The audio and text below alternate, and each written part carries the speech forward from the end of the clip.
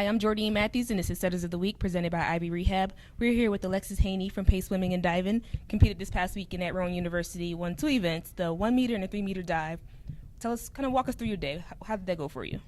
It was a pretty good day, actually. I had 3 meter first and then 1 meter, and I had practiced a lot before, and I felt ready to do it, so it was good.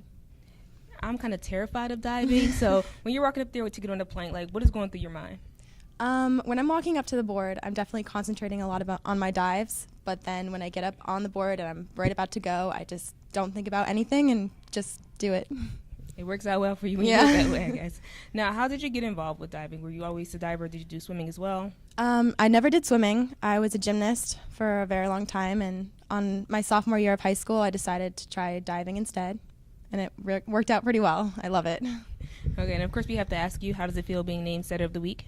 I'm really happy about it. I'm really excited and really proud of myself. ECAC's coming up this week. A lot of practicing to do. All right, there you have it. That was your Setter of the Week, Alexis Heiney. And we're back with another Setter of the Week here with Dan Galarza from Pace Men's Swimming and Diving. Competed this past weekend at Rowan University. Took the top prize in the 1650. How was that? How were you feeling?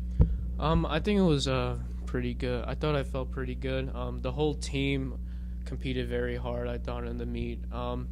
Physically, I was a little tired because we came from a very intense week of training. Probably we came off our peak week, so it was very difficult. But I think everyone pushed through it and gave their all when they competed this week.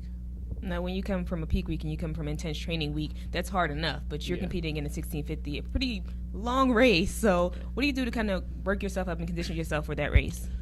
Usually what I do is we do a lot of anaerobic and aerobic sets that my coach gives me, and that basically builds up my endurance and speed for the 1650, so I'll be able to keep going and be consistent when I'm swimming. Now, you won the 1650, but you also got second place in the 200 IM. What is the biggest difference between that kind of semi-sprint to that distance race?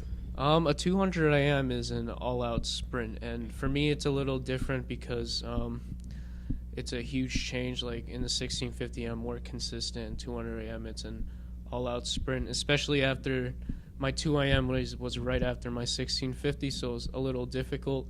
But yeah, you could say that it's an all-out sprint. You had to work all your strokes to be relatively good in that event. Well, you did pretty well this weekend, so we're happy for you here. Thanks. And of course, we have to ask you, how does it feel being named Setter of the Week? I'm very honored to have this award. I know a lot of people would like to have this award. I'm just grateful to be named it. Thank you. And there you have it. That's your Setter of the Week, Dan Galarza.